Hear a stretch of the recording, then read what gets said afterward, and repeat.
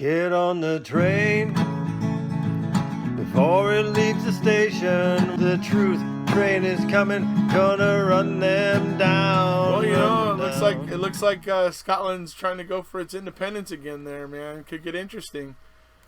Yeah, it will be because honestly, do we really want another? And 2016 we had the independence thing, Yeah, and people. that's the question. I Really? I just think that maybe it just needs that little bit more time to just because the Scottish Parliament has done some good things, and you know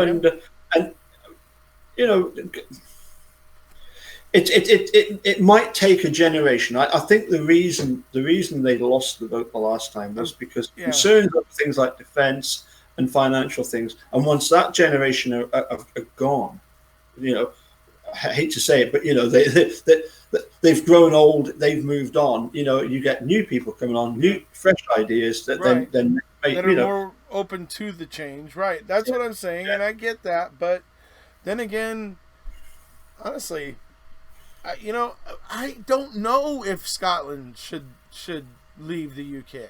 I honestly don't know. That's an answer I can't say. I wouldn't want to be offering a definitive opinion on because I don't know that looks good for Scotland.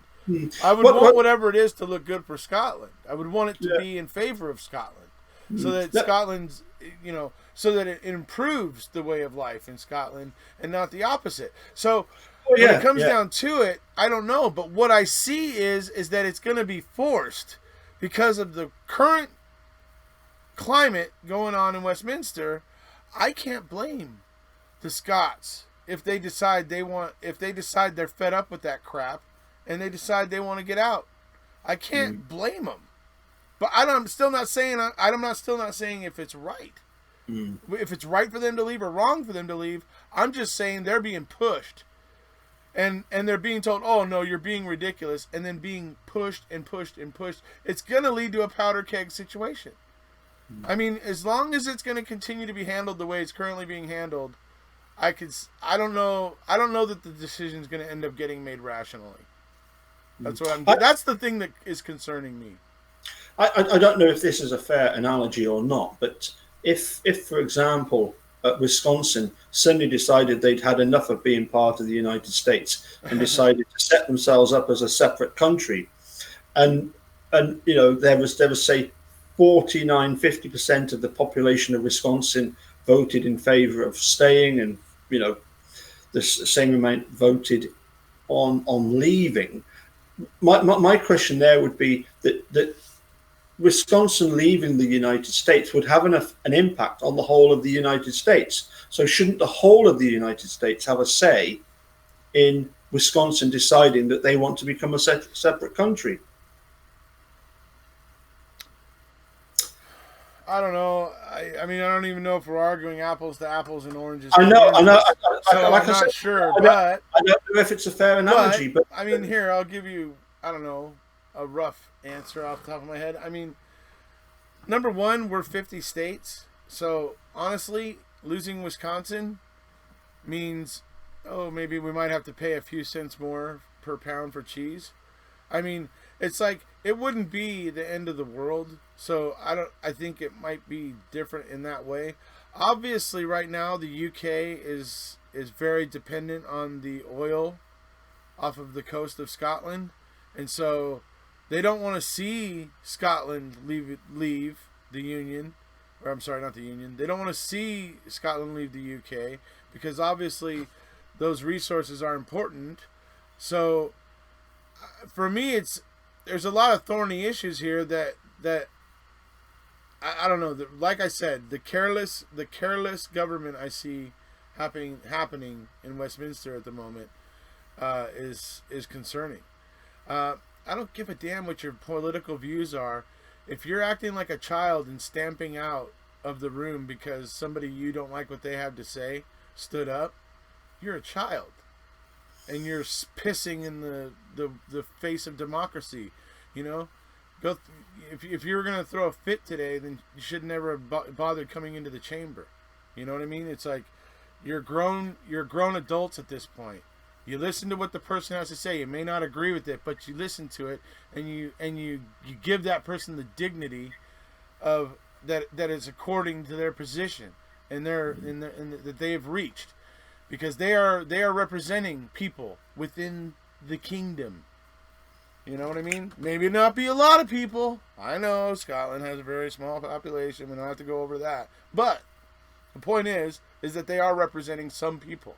And so sit your ass down and listen. And then when they're done and it's whatever, then walk out. You don't have to do what they said, but you can sit there and listen to it. And basically that's the way I feel about it.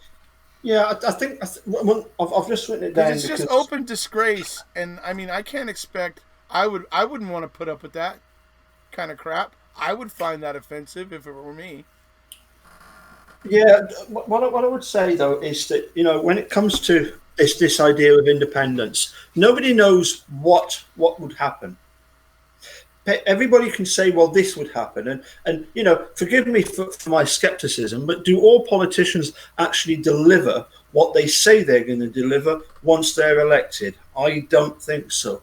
So therefore, a valid point. It's like we you know, it's all well and good saying, you know, well, Scotland would be better off because we'd have all that oil money to ourselves, but nobody's litigated on who actually owns that oil. Is it the oil company that have actually drilled the oil out?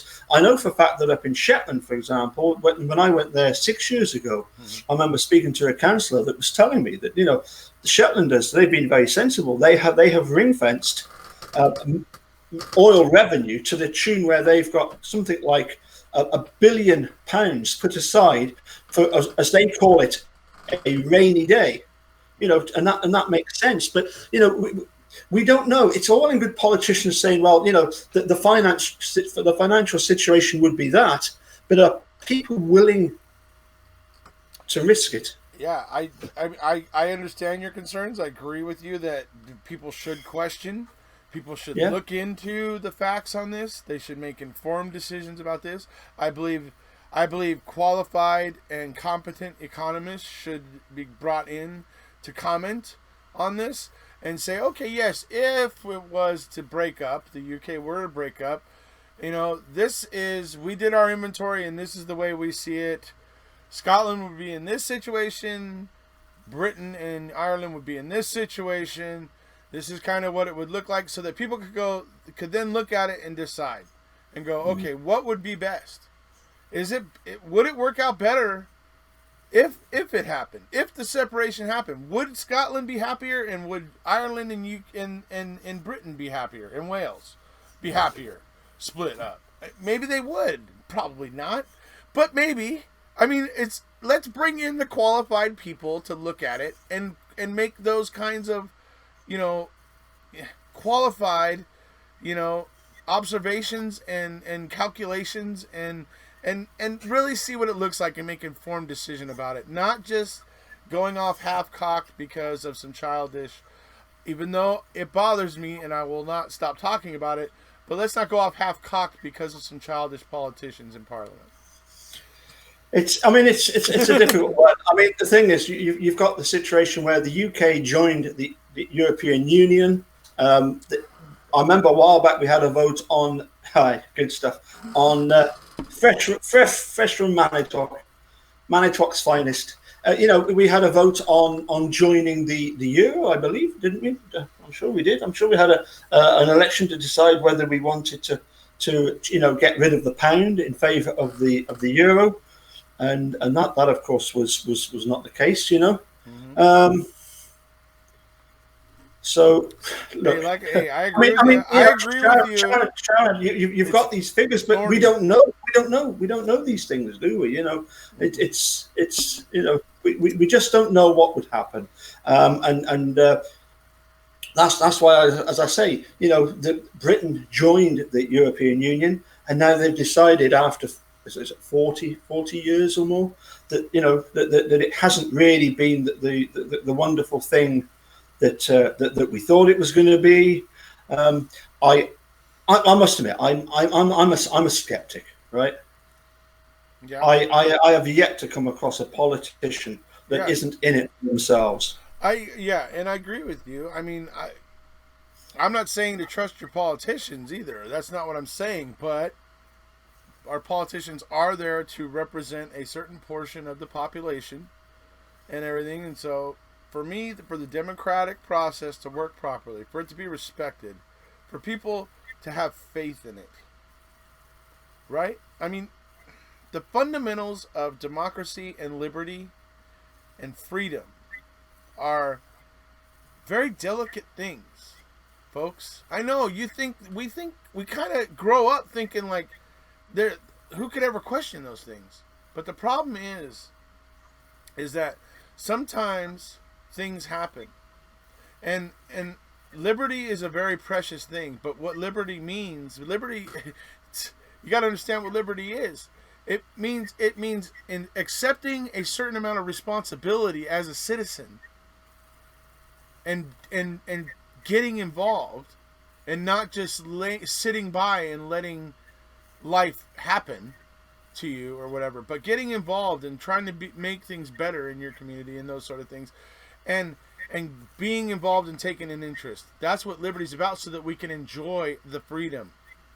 What happens sometimes is we in societies, we will give up freedoms. We will, for somehow in some way, we will convince ourselves that a particular freedom is no longer as desirable as it once was, and so we will choose to give up the freedom to choose in an effort to feel safer. Okay? Government can't make you safer. I'm sorry. I mean, in certain ways they can, but by passing legislation or doing things like that and removing your own rights and your own liberties doesn't make you safer. Government doesn't make you safer by doing that. And these are the things that I care about. These are the things that bother me, because the principles of democracy and liberty and freedom are very important, and they can be perverted and corrupted by dirty politicians or questionable politicians, just as Paul is expressing his frustration with. You know, those three things are important. It's important that people understand them and care about them and what they mean. You know, freedom doesn't mean complete free for all freedom. No, it means we all have some responsibility and some part in the way that the machine works and how it comes together in the symphony. You know what I mean? We have to take an interest. That's the best way I can put it, is as being a citizen, you have to take some amount of responsibility to yourself to make the whole better. And so, Yeah, as I say, for me, what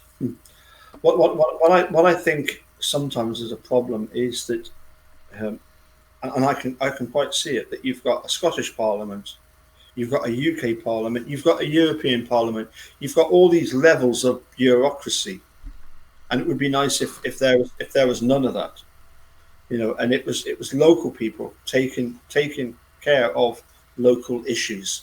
And I think in that respect, yes, I would be the first to admit that here in the Borders, we have benefited greatly by the SNP's decision to reintroduce the Borders Railway. It's been a huge success. right.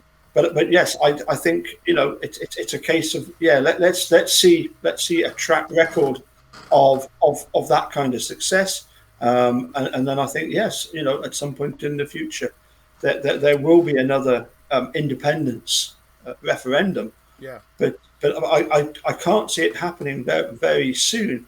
But I do A lot wonder. has changed since the last one, and that's Yeah, really the main factor. So, with great change, I guess is what is the catalyst for this referendum. Is the way it appears, anyway. I agree with you that it should take a little longer because not everybody's with it yet. But then again, like I said, the conduct in Parliament right now is just going to continue to create. It's going to take this conversation about Scottish independence, and it's just going to continue to rise. The conversation is just going to continue to rise and gain more popularity, and it's going to be to the point where it's being talked about. by everyone. Okay, that's what the current situation in Parliament is going to do. Because people are going to consider it, because it's disgraceful what's happening over there.